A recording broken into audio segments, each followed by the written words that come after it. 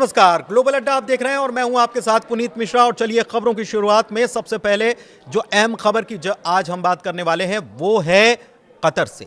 जी हां, कतर से।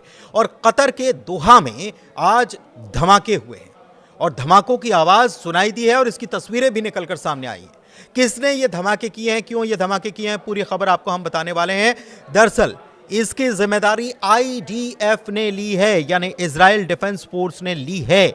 दोहा में जो अटैक हुए हैं उसकी जिम्मेदारी IDF ने ली है और इसके पीछे कारण बताया जा रहा है हमास के नेता। तो पूरी खबर क्या है?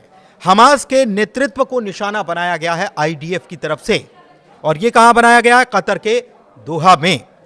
एक प्रत्यक्षदर्शी ने यह भी बताया है कि राजधानी के कटरा जिले के ऊपर धुएं का गुबार उठता देखा गया है। इसकी तस्वीरें भी सामने आ चुकी हैं। और इस बीच IDF ने यह दावा किया है कि उसने 7 अक्टूबर को हमले के पीछे हमास की जो सीनियर लीडरशिप थी इसको निशाना बनाकर सटीक हमला किया है। और IDF ने हमला कहाँ किया है इसके बारे में कोई जिक्र नहीं किया है। लेकिन अल अरबिया जो है न्यूज एजेंसी, उसने यह बताया है कि कतर में इजरायली हमले में हमास का मुख्य वार्ताकार खलील अल हय्या उसकी मौत हो गई। यह बड़ी खबर निकलकर सामने आ रही है। अब यह पूरा क्या चल रहा है यह भी आपको समझाते हैं। यह घटना दरअसल ऐसे वक्त में सामने आई है जब अमेरिकी राष्ट्रपति डोनाल्ड ट्रंप इजराइल और हमास के बीच युद्ध विराम के लिए लगातार कोशिश कर रहे हैं और दबाव भी डाल रहे हैं।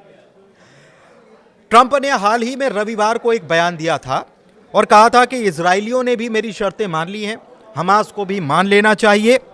और हमास को हम वार्निंग दे रहे हैं कि अगर वो नहीं मानेंगे तो फिर उन्हें क्या अंजाम भुगतना पड़ सकता है, इसके बारे में उनको सोच लेना चाहिए। हालांकि हमास की तरफ से भी इसके बाद यह कहा गया कि वो युद्ध विराम समझौते पर पहुंचने के लिए अमेरिका की तरफ से जो विचार आए हैं इसको तुरंत मानते हैं और तुरंत प्रभाव से बातचीत के लिए, मीटिंग के लिए, टेबल पर बैठने के लिए तैयार हैं।